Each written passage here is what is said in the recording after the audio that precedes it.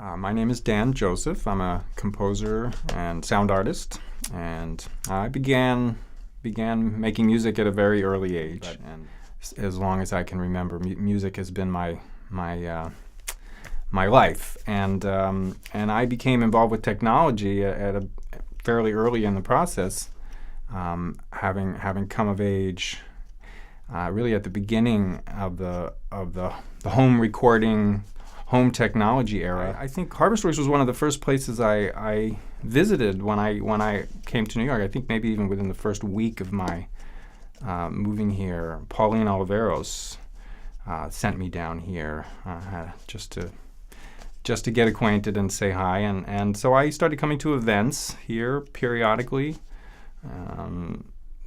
just different presentations, and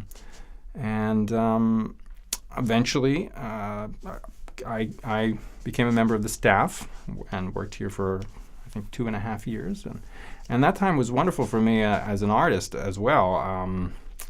I think at that point I certainly became aware of a whole lot more work going on involving technology.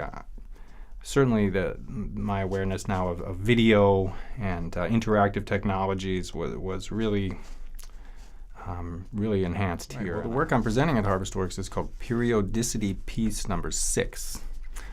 Now, it's part of a series of pieces, so-called periodicity pieces. There's a group of pieces I did maybe over the course of a decade, and the idea, which is in the title, periodicity, the idea is working with time, essentially, and really trying to cultivate a kind of a hyper-awareness of time.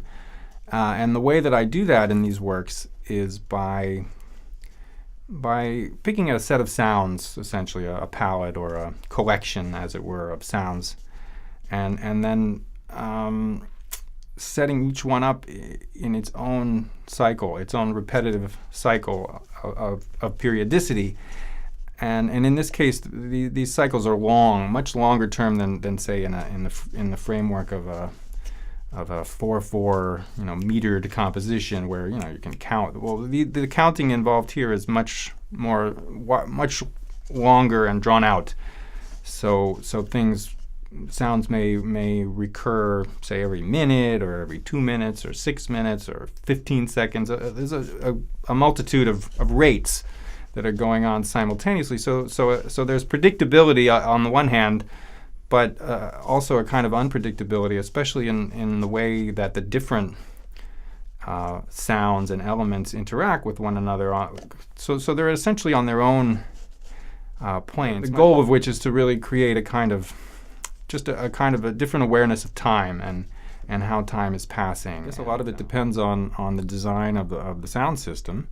But there are certain sounds that have more effectiveness being placed more remotely in your perceptual field, as though they're up in the sky or even in another room.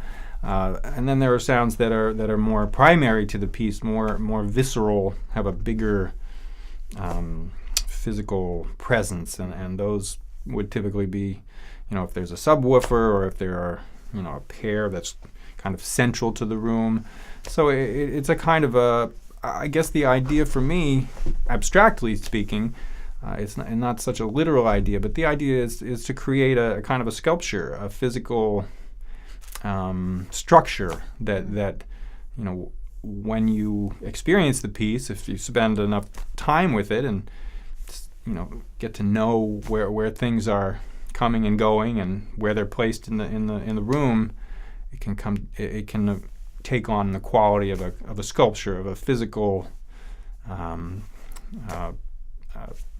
presence, and that's kind of what I'm going for.